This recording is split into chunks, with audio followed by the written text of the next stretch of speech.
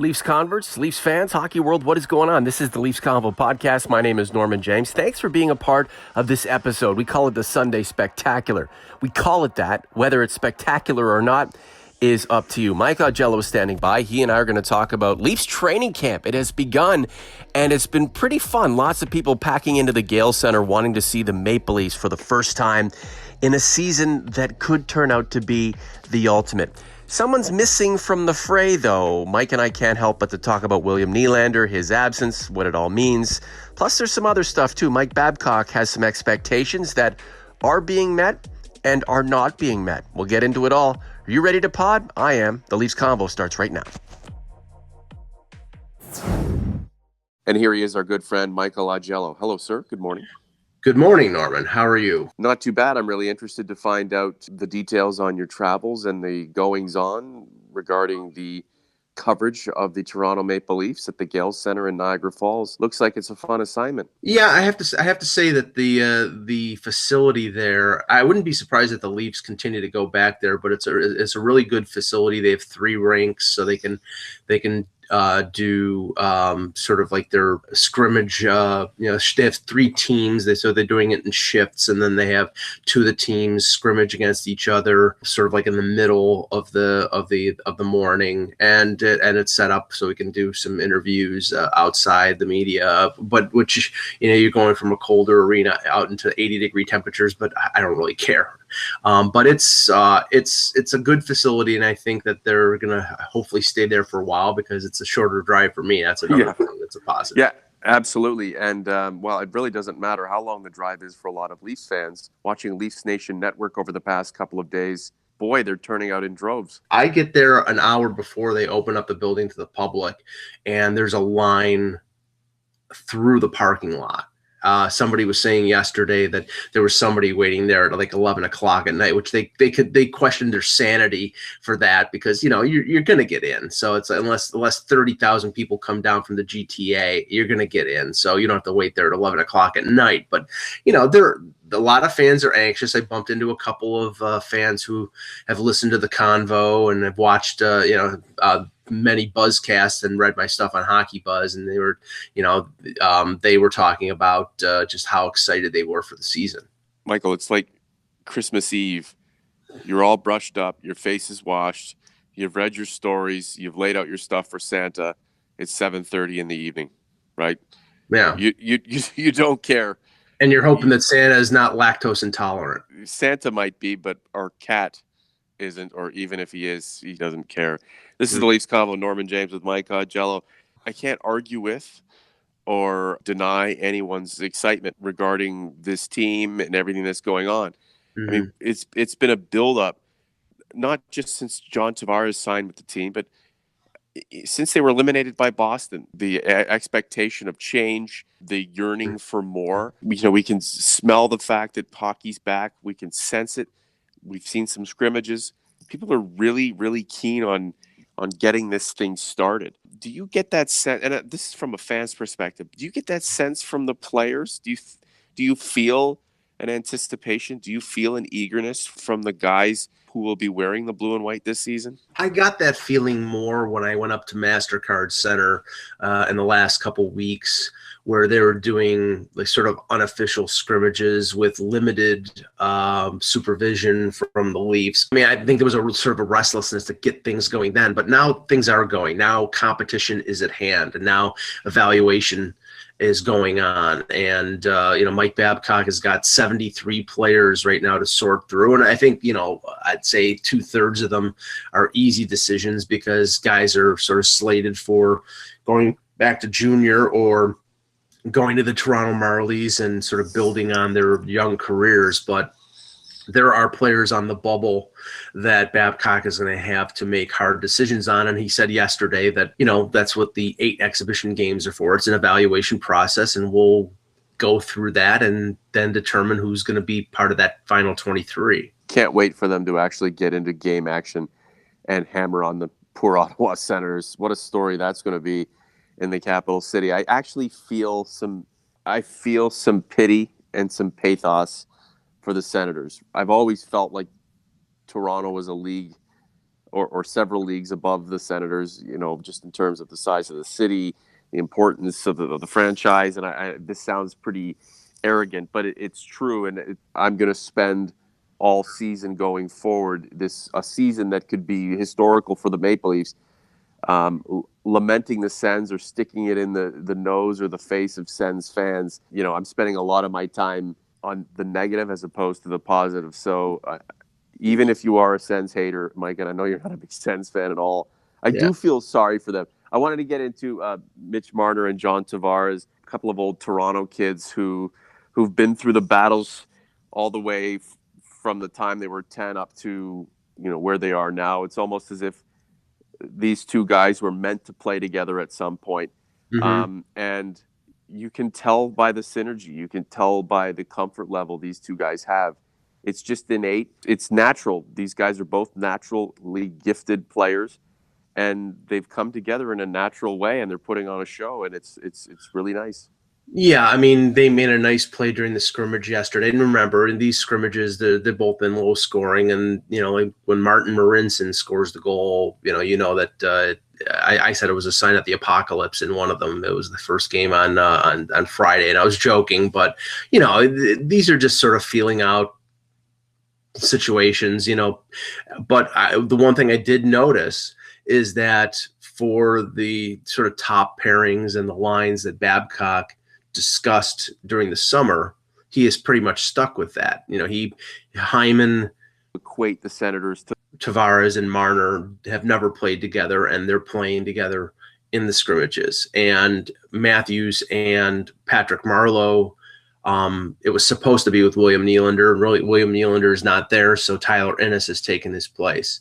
So the defensive pairings, Hainsey and Riley and Gardner and Zaitsev are together. So I think wherever possible, where there's no doubt in terms of players who are making the team, he's putting his combos together. But from that point on, some of the other combos, and he's using Kadri and Connor Brown, which I think is going to be the bulk of the checking line. I think Kapanen Kasperi Kapanen will probably be part of that line.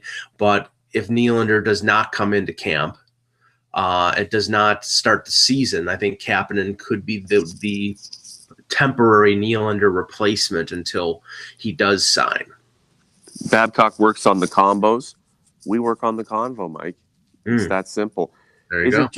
Is it just that Mitch Marner and John Tavares, are they overbearing when they're out there against whomever has the unlucky assignment of trying to defend them?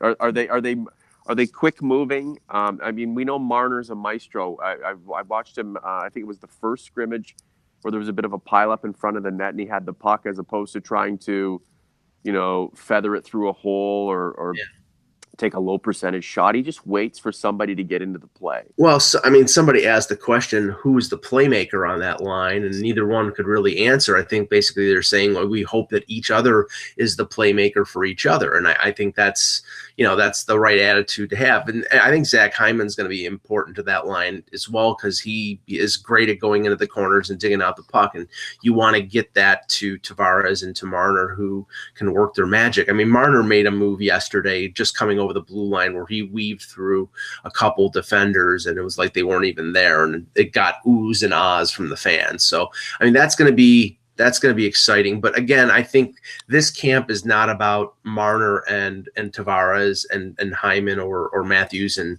Marleau. It's going to be about the fourth line. It's going to be about the fifth and sixth defensemen. It's going to be about the backup goaltenders. Yeah, it's too bad Erik Carlson was traded to San Jose, because, Mike, I really thought that he was going to fill out the bottom pairing in Toronto. I think every general manager in the Eastern Conference who thinks they have a chance to win the Stanley Cup is very happy that Erik Carlson went to the West and did not go to Tampa Bay, because honestly, you may as well. And I'm not saying this because I don't think the Leafs would have had a chance, but I think most teams in the East would have mailed it in if Tampa had gotten Carlson to go along with Hedman and McDonough and all the players that they have, because they're tough. They're going to be tough as it is, but adding Carlson to that and giving up as little as San Jose gave up would have tipped the scales of the East. Look, everyone's afraid of Tampa. There's a reverence there. There's a respect level, but someone has to challenge them. Sure. And the Leafs are that team, I believe. I think the Leafs have a better offense, in my opinion. And I think what the Leafs are capable of is a lot more than what we think they're capable of. It's going to be surprising, and it's going to be really pleasant. Mike, not having William Nylander there, do you sense he's not there? Well, there's enough people walking around with Nylander jerseys that you think he's there. But, I mean, let's say this. I think from the players, what they're saying is we know he's going to be here. It's just a question of when. Babcock cannot operate in terms of, well, when Willie gets here, he's got to operate with the team that he's got in front of him. So essentially, I mean, they left him off the training camp roster. He was not on amongst the 77 players, 73 active and 4 injured. Nylander was not on the list. So until he signs, that's going to be the philosophy of the team. But in terms of management, I mean, as I told you before we started recording, Kyle Dubas spoke to a bunch of students from Brock University sports management or sports business program. And somebody asked him about Nylander, and he says, well, when are you going to get it done? And he said, as soon as possible. But William is going to have to realize that we're not going to be breaking any records when it comes to signing him to a new deal. He's going to have to do what Morgan Riley did, what he's referring to is Morgan Riley, Kadri, Tavares. They all took a little less to make things fit. And the reports from Elliot Friedman and that I've heard about him asking for Leon Draisaitl money is cuckoo for Cocoa Puffs. It's not happening. And that's the thing. Dubas has to hold the line. And that's, if he doesn't, as a first-time general manager, and if his first go around when it comes to negotiating with an agent, if he sort of backs down and gives Nylander close to what he wants, then I think you're going to see the agents for Marner and Matthews try to walk all over him next summer. So that's why it's important. And the history of Nylander's agent, Louis Gross, and the history of his dad, who is part of his agency and part of his negotiating team, who held out many times during his NHL career. One thing I will say, there hasn't been any animosity there. I mean, I don't consider Dubas's comments sort of like accusatory towards Nylander. I think it's the reality of good teams. They have to Tampa Bay got Hedman, got Stamkos, even got Kucherov to take less. That's the message being sent here. Riley, Kadri, Tavares, Nylander's next in line, Marner and Matthews are after that. And I think if this stretches on, as we've said since I think we started the show, I think Nylander is going to end up on a bridge deal, and he doesn't want the bridge deal. He wants the big money. That's what I'm saying, Mike. That's what I'm saying. That Nylander's team has to know the end game here, and if it's just posturing in hopes that Kyle Dubas will buckle or come down with a case of being way too generous. That's one thing, but the end game is, well, we're going to end up on a bridge deal. We don't want it. You're still souring the environment, and these guys obviously are thinking of of their player. They're thinking of how much money he can make. They're obviously aligning what they believe he's worth with what other clients have been able to attain contractually and salary wise, but they know that nothing is really going to change overnight, and that this is just a matter of sending a message. Not only is his absence from camp not a good thing, regardless of the process or the posturing or the inevitability of everything. We've even seen from the Leafs Convo YouTube channel comment section, you have fans of the team who are looking at Nylander being away and holding his ground as if it's a slight to the organization. Whether it is or not, as time goes on, we'll find out. But this whole process, it's not a good look for Nylander, no matter how long he holds out. I think this is going to end in a compromise. I think right now, if William Nylander signs a long-term extension, it's going to be at the Leafs number, and that number is probably starting with a 6. If it's something in the 7 or 8 range, like has been reported, I don't think the Leafs will ever sign that type of deal. It'll end up in a bridge deal, but a long-term deal, 6 or 7 years, will be 6.5, 6.6, something like that. It's not going to be greater than $7 million. They just will not do that because that sets a bad precedent when it comes to Marner and Matthews. I don't like the imagery of your turd in a punch bowl thing. It's nasty, and who's ever providing the turd in the punch bowl needs to be kicked out for life.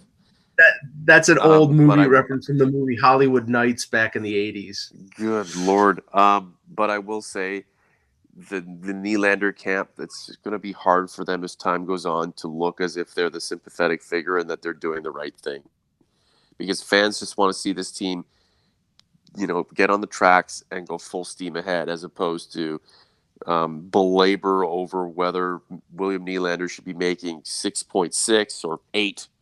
We all know that the guy is probably going to be worth big dollars down the line if his career continues to ascend. But right now, I mean, where would you put him on the pecking order in this team? How many down the rungs, right? I mean, he should know his role at this point right now. And again, if his contemporaries, his teammates have taken haircuts and players across the league have taken less in order to fit into a championship puzzle, by golly, William Nylander, do the same thing. I mean, you're not the big fish in a small pond guy who's hung with an organization through trying times and now just wants to get paid for it all. You're still early in your career, and there's a puzzle to be put together here. Mike, go ahead. Last point. One more thing, and we'll get out of here. I know that, of the big three, I'm not, Nylander's a very talented player. He's a very effective player. He works well with Matthews. I've always thought, unless he played up the middle, he would be more of a complementary player. And that's, I think, with Matthews, he is. He's a really good playmaker. He's a really good passer. He has a good shot. Matthews has a focus of wanting to have, create more plays and have more assists this year than goals, which most great centers tend to do. But, I think, Matthews also wants to score 40, 45, 50 goals, which is everybody's goal. But of the big three, William Nylander is, I think, the least, and I can't say least talented, but it makes the least impact. And that is, I think, and they will never say this, and nobody will say it other than people who evaluate the team. I think Marner is a much more impactful player, and I think Matthews is as well. So of that big three, he's the one who should be paid the least, and I think in the end will be. I wonder if there's a feeling among his camp and maybe his father that they're slighted in a way, and they feel like, well, look, if we force their hand and we create a bit of a division here, at some point, William Nylander will go somewhere else and he'll become the star on a team that aspires to reach the heavens, if you will. Who knows where a player's head is at? I'm not saying all these kids, they play Fortnite and they hang out and they have a great time. But let's not forget that the Nylander family is very close, and who knows, maybe the father has his own designs and his own ambitions for his son. I'm just throwing it out there. It's not as if we haven't seen kooky parents trying to run the careers of athletes, and sometimes it works. A lot of times they run those careers into the ground. I hesitate to go there when it comes to Nylander in terms of, maybe he wants to be someplace else and be the star. I don't think that's the case. What I do think is, they're trying to get as much as they possibly can, and that's their right. The fans and the team are focused on the team, and the players are focused on the team as well, but they have to be focused on themselves. And I do think that, one of the things that concerns them about giving a sort of hometown discount on a long-term contract is that long-term contracts out of entry level, which he would be signing, there is no trade, no move clauses that can be put in them. So he could sign a $6.5 million contract, and 2 years down the line, they have no control over where he would be traded if the Leafs all of a sudden wanted to trade him. So that's why I think there's going to be a shorter term deal to jump to that next deal, but we will see. It just bothers me when we're already taking into account all of these if, ands, or buts. He's been in the league for what, 2 years, 3 years? Two and a quarter. Yeah, two and a quarter. Goodness gracious. Especially if we have a feeling there's not going to be any appreciable difference in what they're probably going to get now and what they will ultimately get.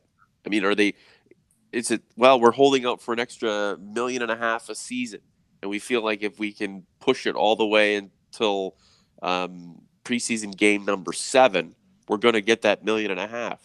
It's a matter of the Nylander camp. It's not petulance, but making their mark and protesting, so to speak. Look, we're not going to get what we want, so we're going to throw a little bit of a wrench into your plans until we decide it's time to come back, and then William will return to the team, and he'll play, and he'll be a professional. And I really do hope, for the sake of his career and for the sake of the vibe that is, we're hoping is going to be a positive one for this team this season especially, that the organization and Team Nylander can figure something out. They're going to get paid. They're going to have their time to shine. These are the formative years for a guy like Nylander. This is an opportunity for him to up his stock and be a part of a championship team. And as I've said, I predict he'll be starring on a team other than the Maple Leafs in the distant seasons to come. But for now, jump on board and have a good time. Mike, we've got to wrap it up here, but Mike Babcock and some of the veiled comments that he has made already. Well, he mentioned, Casper Kapanen in a positive light in terms of how speedy he is. He's mentioned a few other players, but he sort of made sort of a veiled accusation, and that's, even that is too much of a word. I just say he made a comment that basically said, I'm surprised that some players who are not starting out the way I thought they were, and we'll evaluate them. So I think, and he's not saying anybody specific. I'm assuming that means that those are players on the bubble, because I don't think the players who we believe will be in the opening night lineup or, there's anybody that, like, Zach Hyman or Connor Brown or anybody like that who's not going to make the team. I think he's talking about motivating the fourth line guys, the fourth line center, the bottom pairing defenseman. It's a battle for jobs, and I think he's just trying to sort of, throw a little gasoline there and say, okay, you gotta get going, and you gotta play with an edge, and you gotta show me. Otherwise, you're going to start the year with the Marlies. That's bizarre. I mean, you have a carousel of players with an opportunity to be a part of something special down at the bottom. Guys who can make a difference, guys who should be coming out raring to go. The same with the bottom pairing defenseman situation. You have a bunch of players who should really be hustling hard to take those spots. And I don't know what he's getting at, but I'd be surprised if the competition on the bottom end of things was lackluster. As a matter of fact, I'm expecting it to be pretty intriguing. Michael, I hope you have a great time as your coverage of Leafs training camp continues. Anything specific that you're looking for today? Not specific. I mean, I think I'm expecting it to be a shorter day because this is the final day of the camp in Niagara Falls. So I think they'll probably it'll be quick. It'll be over. They'll be up the road to Toronto. I believe they'll have a day off tomorrow, and then they start the preseason in Lucan, Ontario on Tuesday. No stop by Fallsview? Not for me, no. I'm going to watch the Bills lose. You're going to have a good morning and a terrible afternoon. Have a good one, man. Well, there you have it. Your Sunday spectacular. I hope it was as good for you as it seemed to be for us. Thanks so much for listening. What did you think of this podcast? You can let us know through the YouTube comments section, or get at us on Twitter, @IamSportsHeart, @MikeandBuffalo, @The Leafs Convo. This podcast has so much on the go right now. We have some debuts coming up. Jillian McLeod's going to produce some YouTube videos for us. Dylan Morrow with game recaps. Hunter Carrother is going to produce some essays for us. He's a great writer. I can't wait to hear his essays translated into audio form. That's going to be a lot of fun. And of course, KO, Kyle Outridge with the take, doing his thing, breaking down the top 10 prospects in the Leafs organization, the ones to watch. Man, the Cat's bringing it to another level. And speaking of another level, this podcast, you know what? We're always looking up. We're always thinking of ways to increase and improve what we're doing. And I think it's coming, folks. So stay with us for that. For Mike and Buffalo, I'm Norman James. Thanks for listening. The Leafs Convo is out.